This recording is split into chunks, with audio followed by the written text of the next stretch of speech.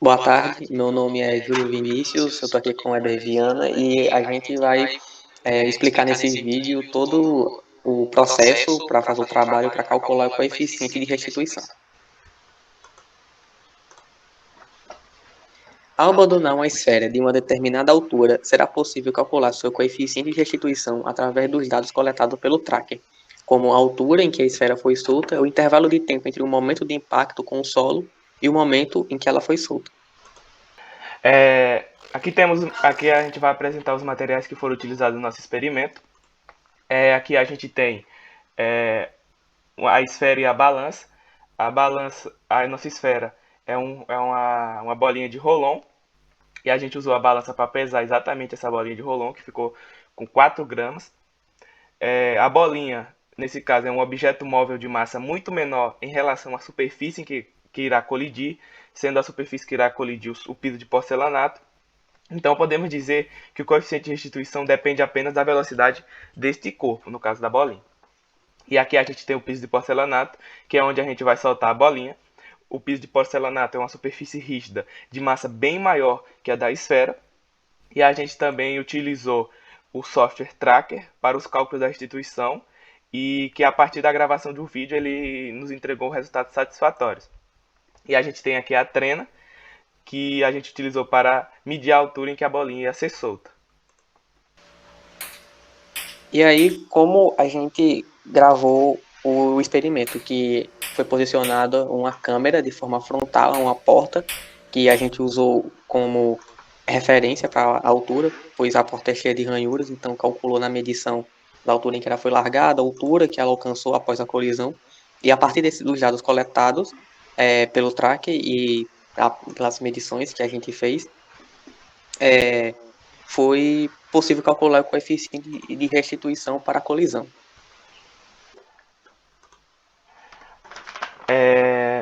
Para a utilização do tracker, foi preciso gravar um vídeo que após sua gravação foi feito o download pelo aplicativo Tracker.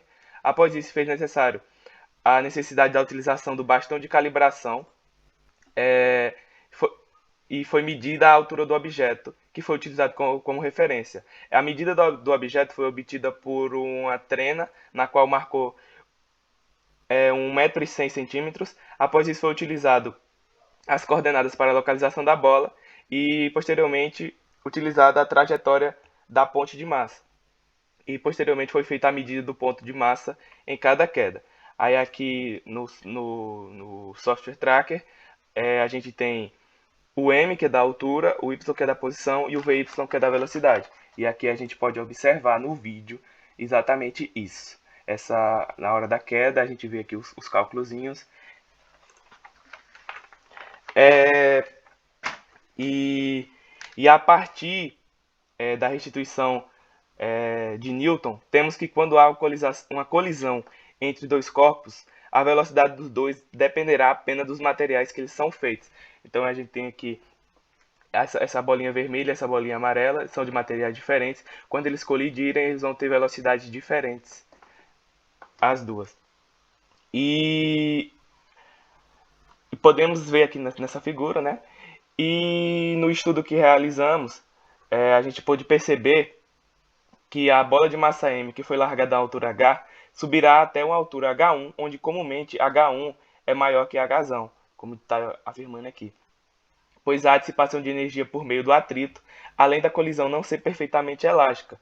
Então, nesse caso, vai ter uma perda de energia que vai ser aproximadamente igual a m vezes g, que a gente sabe que é o nosso ΔH.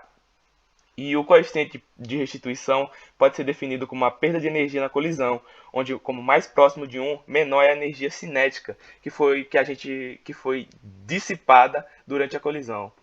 E por definição, para uma superfície rígida, o coeficiente de restituição é dado por é, E igual a V2 sobre V1, ou velocidade relativa, que é velocidade relativa de afastamento sobre velocidade relativa de aproximação, que o V2 representa o módulo da velocidade depois da colisão e o V1 é o módulo da velocidade antes da colisão. E no nosso experimento a gente teve 3 colisões, então teremos 3 coeficientes de restituição que serão diferentes, esses sendo diferentes entre si, né? mais à frente faremos um detalhamento maior sobre isso. Após o experimento e a utilização do tracker, foi obtido os seguintes gráficos para as velocidades em y em função do tempo.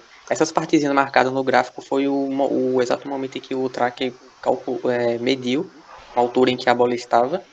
E como foram 3 colisões, a gente tem 3 gráficos.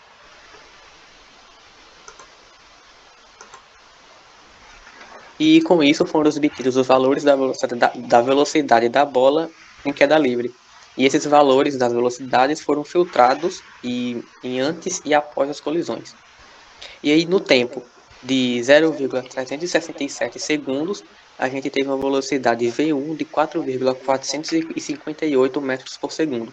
No tempo de 0,500 segundos, a gente teve uma velocidade V2 de 3,028 metros por segundo.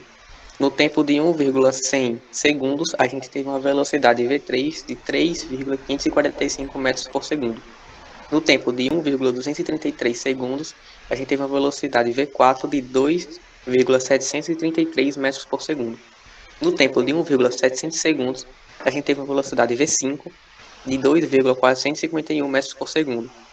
E no tempo de 1,866 segundos, a gente teve uma velocidade V6 de 1,802 metros por segundo.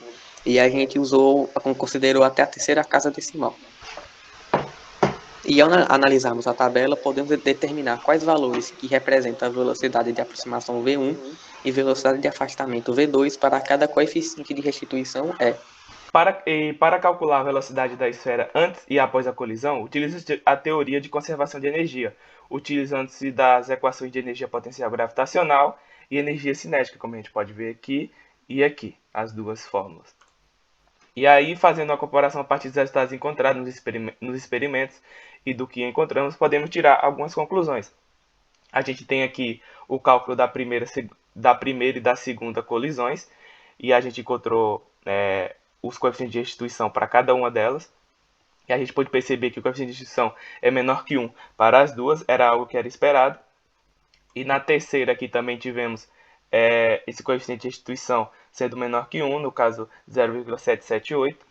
E no gráfico ao lado a gente obteve a comparação entre o resultado teórico, o que era esperado, e o resultado prático. E aí a gente vê aqui a diferença nesses resultados que foram encontrados. E a gente agradece pela atenção, e é isso. Nosso grupo é composto por mim, Heber Viana, Clara Mendes, Yasmin Souza, Júlio Vinícius, Maria Carolina e Matheus Félix.